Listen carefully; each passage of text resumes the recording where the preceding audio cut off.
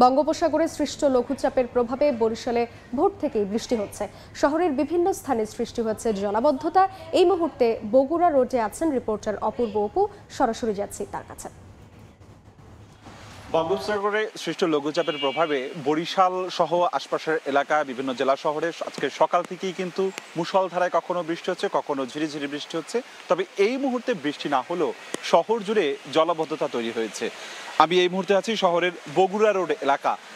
সদরগাছ স্কুলের সামনের ছবিটি দেখছেন যে একেবারে পানি জমেছে, রাস্তা তলিয়ে এই গোটা এলাকার আশেপাশেও জিগরেজ, ভাটিখানা, বটতলা, পলাশপুর সহ বিভিন্ন এলাকায় হাঁটু পানি হয়েছে এবং নাগরিক ভোগান্তি চরমে।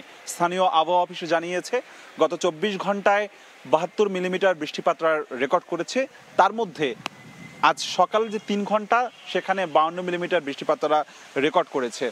এবং শহর জুড়ে এখন যে জলাবদ্ধতা তৈরি হয়েছে এটি আমরা দেখি সাধারণত সামান্য বৃষ্টিতেও কিন্তু শহর জুড়ে হাঁটু পানি হয় এবং এই ভোগান্তি বরিশাল শহরের এই মানুষদের দীর্ঘ বছরের পর বছর জুড়েই এই ভোগান্তি থেকে থাকে। বিশেষ করে শহরের বগুড়া রোড ও বটতলা এলাকায় হাঁটু পানি থাকে।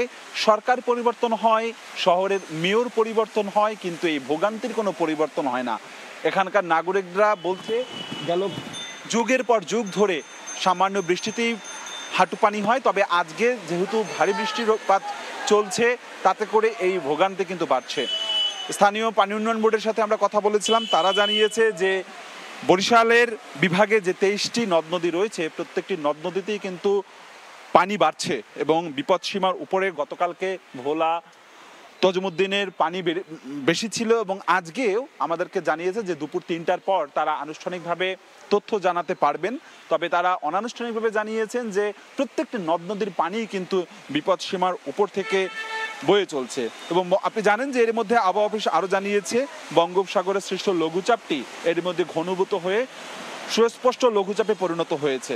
ফলে বরিশাল সহ বরিশাল বিভাগের আশপাশে যে বরগুনা, ভোলা, পটুয়াখালী এই মুহূর্তে কিন্তু বিভিন্ন জায়গায় বৃষ্টিপাত হয়েছে এবং বিশেষ করে বরিশাল শহরে ঠিক এমনটি এই মুহূর্তে ভোগান্তিতে পড়েছে এখানকার বাসিন্দারা। হাঁটু পানিতে ভোগান্তি তাদের চরমে রয়েছে। তো বরিশাল শহরের বগুড়া রোড থেকে আমার কাছে দুপুর পর্যন্ত আপাতত এতটুকুই খবর ছিল।